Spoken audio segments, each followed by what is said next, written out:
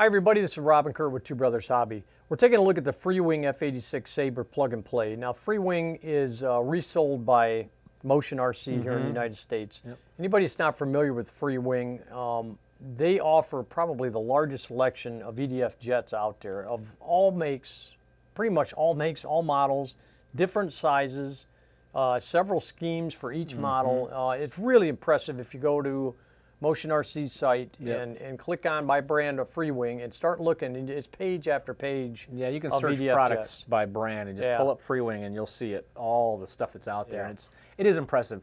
But you sit there and you look at it and then you take in your experience of flying EDFs and that page, and it's good reason to take pause. Because you're like, you know what, I've fallen victim to that before. I've seen so many cool looking EDF jets out there, and then I fly it and it's like, if I have the thrust I need, I've got ridiculously short run times.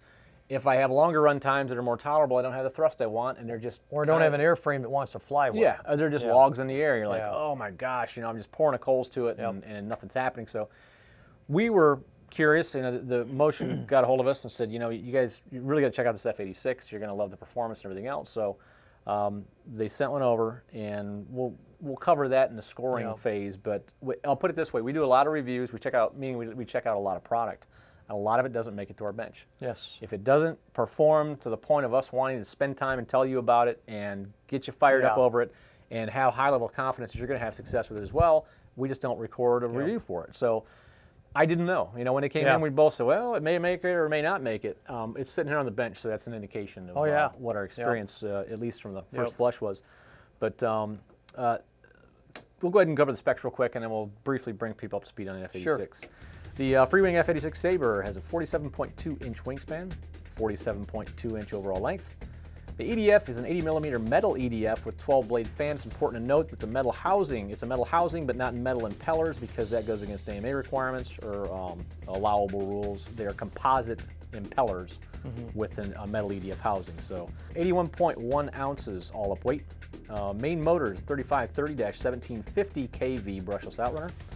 ESC is an 80 amp ESC with a 5 amp BEC built into it, and it comes with an EC5 connector for your main packs.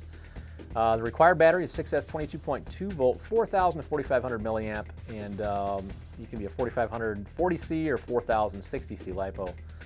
Included servos are all analog. The transmitter requires a 6 plus channel, depends on how you want to configure it. Two Brothers setup, we used a high-tech Optima 7 receiver, a high-tech Aurora 9 transmitter, and then the battery they sent over for us to test with from Motion was an Admiral Pro 4,000 milliamp 6S 22.2 volt 60C LiPo. Cost at the time of this review is $299 for the plug and play. Now this is $299, and that's something to note. It's $299. You're looking at this much aircraft, $299. All the servos are in, EDF's in, speed controls in. You literally just drop your receiver and battery. You gotta have a battery charger, of course, but receiver and battery, and and transmitter. And well, it starts adding. But your radio system and your your radio system is just your transmitter receiver. So there's a lot of kit here. So a lot of potential value if it performs and if the quality's there. So we're going to cover all that in the second video, the review scoring. But the F-86, you've seen this color scheme so many times. Why do these model these things so much? For one, to RC it translates well because it's a straight through duct. You put your EDF in the middle, you suck clean air from the front, sometimes you get a cheater hole like this one has on the bottom, and you've got all that to work with for compressing your outbound. It's a very non-complicated airframe. Exactly. And it's straightforward, a nice tube, and it just translates well. So we see it modeled a lot, but the aircraft itself, and we're talking 1949, first production release. First production release. It was basically derived from the XP-86, which was North America's offering to the government when they asked North American Aircraft. North American Aircraft, when they were asked to come up with some designs for consideration. Of course, North America was reeling off the success of their P-51. I mean, everybody knows about the P-51. Beyond legendary aircraft. Well, sure. So, they had to meet a 600-mile-an-hour speed requirement. The XP-86 did not reach that. No, and the early prototypes actually had a straight wing kind of derived from the Mustang design. So it was like, you don't do a hypersonic aircraft that has a subsonic aircraft's wing. It just does a compression and everything stops it from flying well. They did what they did a lot after World War II, and they looked at German Absolutely. German engineering. Yeah, they took the swept wing design from Yep. Germans, and the Germans realized you could go supersonic speeds and get past the compression issues and everything Yeah. else if you swept the wings back. So they were able to bust that out to about 675 miles an hour. So Yeah, yep. And so, I mean, their first production run was the F-86A variant.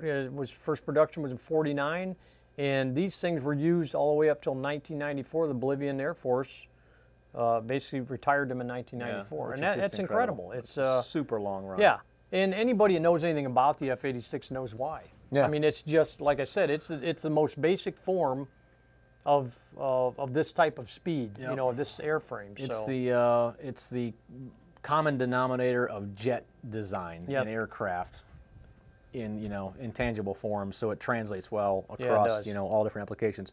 So now you have a little bit of background on the F-86, which makes it really cool and kind of attractive and catches people's eyes at the field too. But we're going to go ahead and take a look at the flight footage, and we can't stress enough, we did nothing to the audio. This is just pure raw audio. And yeah, we didn't dub over any turbine sound. You'll be surprised what this thing sounds like. You'll be very surprised. Take a look at the flight video. Very windy day, by the way, 90-degree crosswinds. The jet airframe handled it very well. Yeah. The F-86s did, but it's a struggle. When you're doing first flights and you're trying to get a dead crosswind down and get clean landings, it behaves very well. So omit the landing from your perception and look at it as, hey, you know what? That handled a 7 to 10 mile an hour gusting crosswind pretty darn good. Oh, it was still a good land. And just focus on that flight performance because it's kind of eye-catching. Make sure you come back for part 2 for the review scoring.